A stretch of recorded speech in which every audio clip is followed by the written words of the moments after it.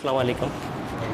सबसे पहले तो हम सलमान साहब के और नदीम हाशमी साहब के इंतहाई मशकूर हैं कि पिछले 1-1.5 साल से उन्होंने जो तावन हमारे साथ किया है। सबसे पहले इस स्कूल में जो सबसे ख़तरनाक चीज़ नज़र आई मुझे वो थी बच्चों का ऊपर तो सेफ्टी गिर लगवा दी आपने, और दूसरा जो प्रॉब्लम हो रही थी पिछले साल में वो थी यहाँ पर सोलर सिस्टम की कमी, जो मैंने नदीम भाई से एक रिक्वेस्ट की वो आपको मूव की और उन्होंने बिना किसी पूछताछ के वो चीज़ हमारी पूरी कर दी।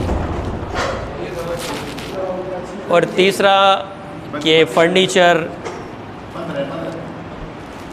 प्रोवाइड किया जिसमें तकरीबन 60 ड्यू डेस्क और अदर फर्नीचर था, साइंस लैब की टेबल थी, लाइब्रेरी की टेबलें। हमने लाइब्रेरी को बाकायदा अभी आगाज़ कर दिया है और अभी सर जब विज़िट कर रहे थे तो उन्होंने कहा कि हम किताबें आपको बहुत सारी देंगे, तो हमें होप है कि ये किताबें भी आएंगी और बच्चे पढ़ेंगे भी। दूसरी चीज़ जो हमने पिछले ही आपकी जो विज़िट थी उसके बाद शुरू कर दी है, जिसका आगाज़ कर दिया है, वो थी बच्चों की तरबियत। जो हमारा मोटो भी है, मशन भी है कि जब तक स्कूल में तरबियत नहीं है तब तक बच्चा कुछ किताबी तालीम से कुछ हासिल नहीं कर पाएगा। तो उसके बाद एक चीज़ जो हमें आपकी विज़िट के बाद यहाँ नज़र आई वो था स्कूल का कलर और फर्नीचर का कलर, जो फिल फॉर हो चुका है और अभी आपने कहा कि इसको एक और मज़ीद कोट की ज़रूरत है, तो होप के हो भी इंशाल्लाह हो जाएगा। मगर यहाँ पर उस वक्त हमारे पास बच्चे थे 603 तकरीबन, और इस वक्त 753 बच्चे, यानी 150 बच्चों की एडमिशन हो चुकी है। और हालत ये है कि बच्चे हमारे पास आते हैं एडमिशन के लिए, हमें रेफ़र करते हैं सामने एजुकेटर में, वो बच्चा वहाँ जाता है और वापस हमारे पास आता है। मेन वजह दो है कि एक तो वहाँ पर बहुत ज़्यादा फ़ीसेस है और यहाँ पर जो लोगों की रहन सहन है वो इतनी अच्छी नहीं है, क्योंकि ज़्यादा गुर्बत है तो यहाँ वही बच्चे पढ़ते हैं ज़्यादा जो गरीब है। मगर अब इस वक्त ऐसे बच्चे भी इस स्कूल में आ रहे हैं जो कि APS में केन एकेडमी में थे, वहाँ से वो TC लेकर यहाँ आ रहे हैं, और तकरीबन इस वक्त 20 से 30 बच्चे ऐसे आ चुके हैं। और अभी प्रेशर है कि एडमिशन दो, मगर गुंजाइश नहीं है हमारे पास। अब अगर हम गुंजाइश निकालना भी चाहें तो हमारा 2nd फ्लोर है, उस पर अगर हम तामीर करना चाहें, हमारे पास वो वसाइल हो तो हम कर सकते हैं। मगर प्रायोरिटी पे जो हम इस वक्त हमें नीड है वो है मोंटेसरी फर्नीचर की।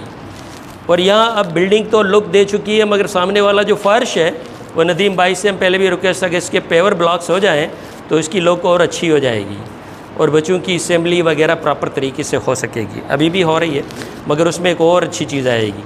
तीसरी चीज़ हो जो हमें इस वक्त ज़रूरत आ रही है कि हमारे पास थोड़ा सा प्रॉब्लम है कि ये खुसूसन इस ब्लॉक में दीमक बहुत ज़्यादा है। हमने बहुत ट्रीटमेंट की है, मगर जो चीज़ हम लकड़ी की लगवाते हैं वो अक्सर ख़त्म हो जाती है। अगर ये सारे जो बिल्डिंग के ओवरऑल विंडोज़ है और डोर्स है एलुमिनियम के हो जाएं तो ये मसला भी हमारा हल हो सकता है।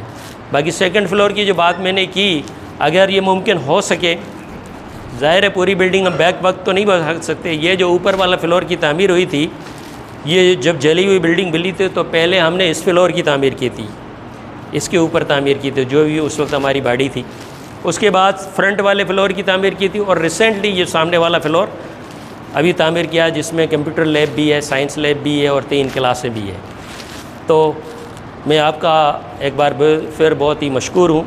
और बिटाई साईं ने बहुत खूबसूरत कहा है कि बुढ़ंदे बूढ़न खे के हाथ का हथ विझन पसो लज लतीफ़ चहे केडी के कखन तोड़े कंदी कन तसाण वञन सीर में।